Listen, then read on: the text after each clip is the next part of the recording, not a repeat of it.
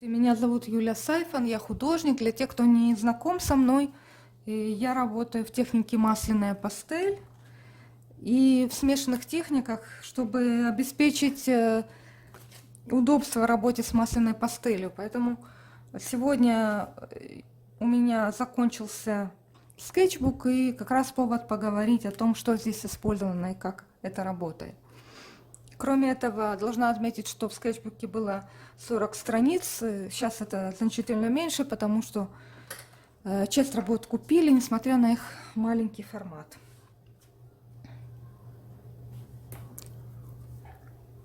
Эта работа была написана мной с натуры.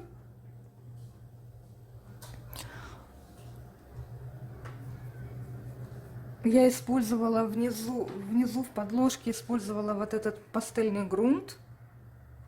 Планировала писать сразу масляной пастелью, но потом попробовала гуашь, как раз она у меня была с собой на пленэре, и она дала по этому грунту очень приятный эффект такой пушистой фактуры, как по акварельной бумаге. Почему я не взяла сразу акварельную бумагу? Потому что уже был подготовлен лист, это раз, и потому что по этой фактуре приятно рисовать карандашами. Приятно шуршит она и подходит для пастели просто идеально. И для масляной в том числе. Это неудачный этюд, я его не прячу, потому что, как говорится, из песни слов не выбросишь. Напоминание мне о том, что рисовать, объяснять я одновременно не умею. Вам покажу этюд, когда я уже молча сделала то же самое, уже более обдуманно. Композиция так себе, но по цвету, по крайней мере, здесь я больше угадала. Я пыталась сделать такое видео с объяснениями для YouTube, у меня не получилось. Эта работа была сделана уже в конце, после всех этих работ, предпоследней, потому что я в начале в этом скетчбуке пробовала просто прогрунтовать гуашью и посмотреть, как с этим цветом работать сверху масляной пастелью. Но желтому я просто не нашла применения, поэтому сделала гуашью подложку и сверху масляной пастелью. Это уже сейчас я понимаю, как работать в этой технике смешанной. Сначала, когда я начинала этот скетчбук, мне уже еще было сложно в этом формате работать, в этой технике. Это фактурная подложка. В основе здесь просто песок с улицы. У меня под домом я его взяла. У меня такой красновато-коричневый с клеем ПВА. У меня на эту тему есть видео на YouTube, где я работаю в смешанных, рассказываю про разные свои фактуры, по которым я рисую масляной пастелью. Это идеальная штука для использования старых, ненужных масляных пастелей. Вот у меня была масляная пастель, которая пролежала больше 20 лет. И я ее использовала, вот эти остатки остались, я еще их переплавлю под свои домашние пастели, которые я делаю. Но чем жестче, тем лучше, потому что хорошую пастель по такой фактуре вы на раз-два используете. Это гуашь, мастер-класс.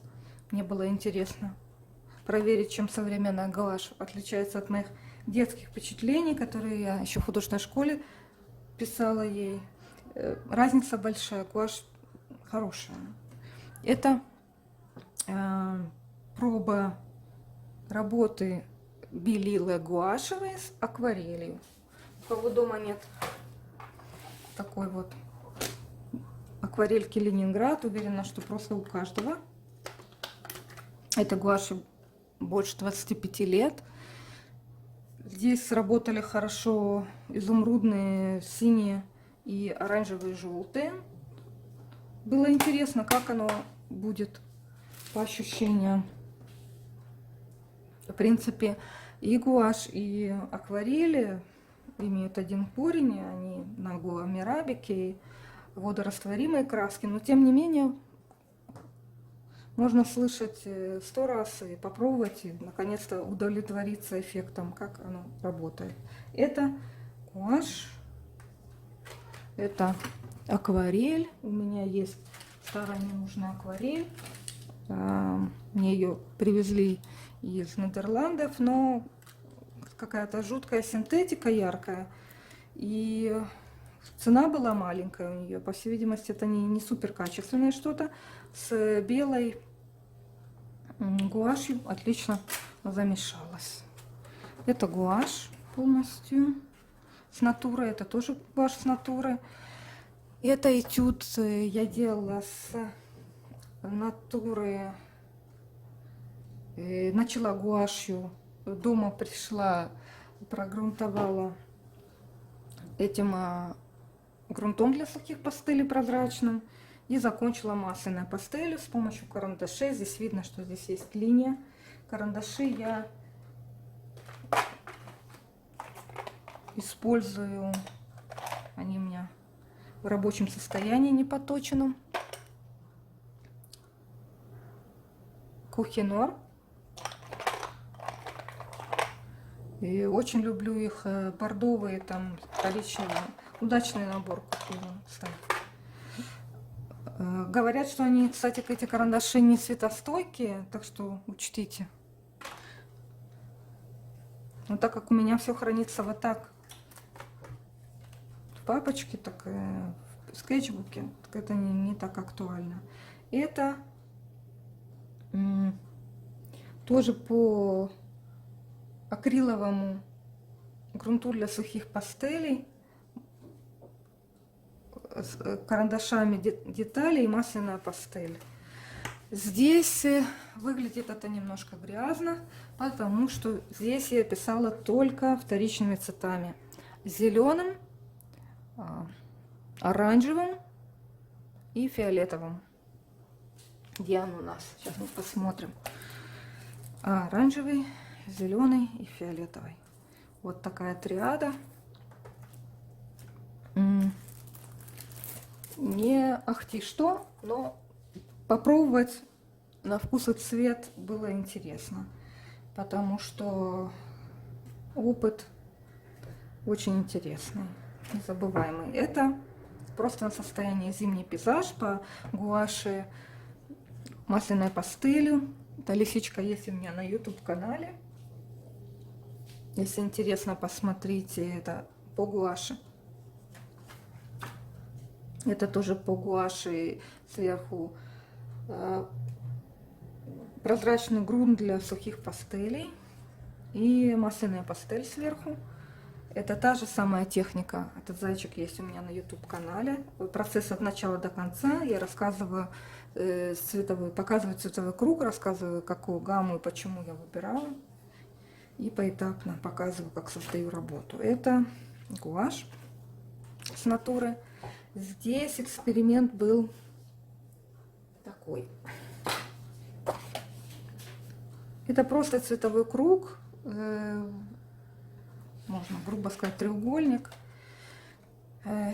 сиен, маджента и лимонная. И все, что получается в смеси,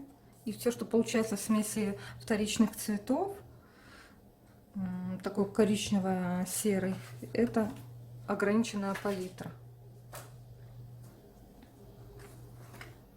Это я рассказывала. Здесь у меня калька лежит, потому что я использую свои пастели. Они у меня жирные, как сын Илье. И чтобы хранить, желательно кальку проложить. Здесь гуаши сверху неоколор.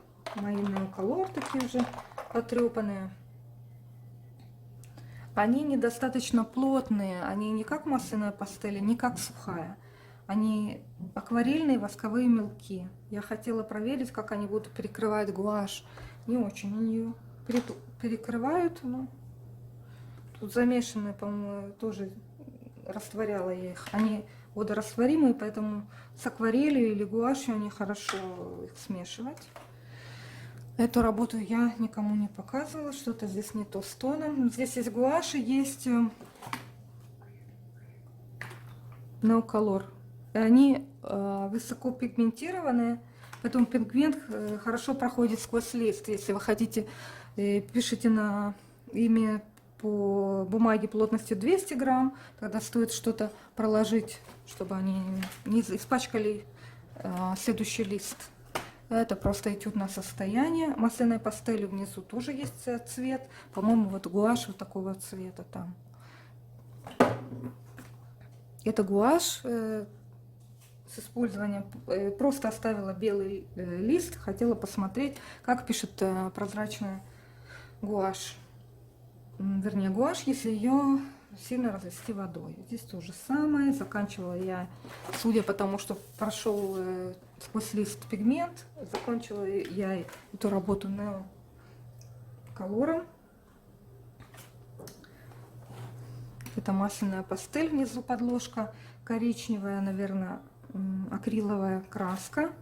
Здесь у меня внизу вот такой пастель для, извините, джессо. Это грунт для сухой пастели. И протонированный он гуашью.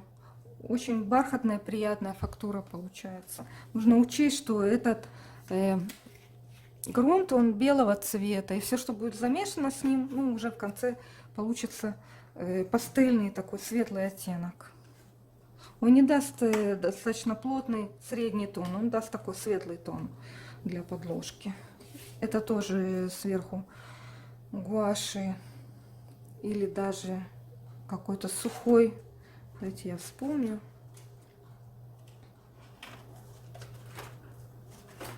Да, это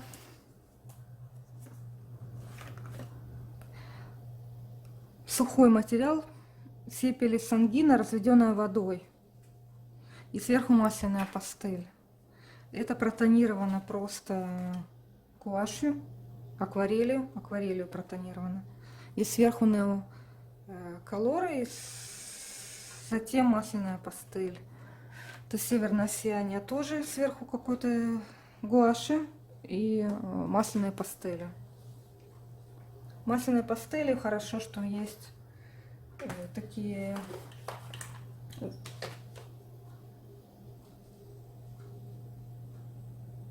желтые, лимонные, это очень плотный цвет. Видите, он практически прям перекрывает всю. Он перекрывает все, потому что в его составе есть белый пигмент, титановые белила, и они плотные. Это не желтый работает так хорошо, это титановые белила создают укрывистость в смесях с цветом.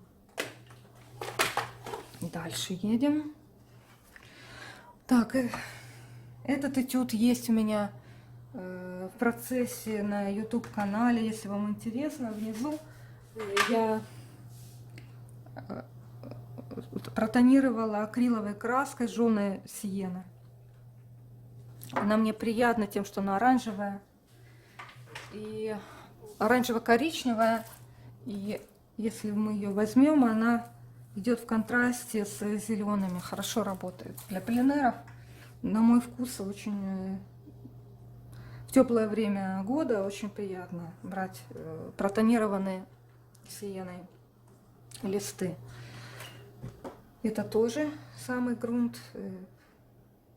Это по моему референсу я писала такие сухоцветы. Здесь тоже протонировано чем-то светлым. Я думаю, что вот этим я тонировала с гуашью. И заканчивала этим же джессом, разведенным гуашью, они кистью, потому что масляной пастелью тонкие детали уже не получится сделать. Вот в этой работе тот же самый прием. Внизу здесь акварель. Видите, она очень яркая, тут явно химия такая плотная. Пигменты такие яркие. Это тоже акварель, и сверху масляная пастель. Это акриловая коричневая краска и жженая умбра, и сверху масляная пастель. Это по акварели масляная пастель, и это по акварели котика делала гуашью, и все остальное масляная пастель. Так, на этом все. Спасибо за просмотр. До свидания.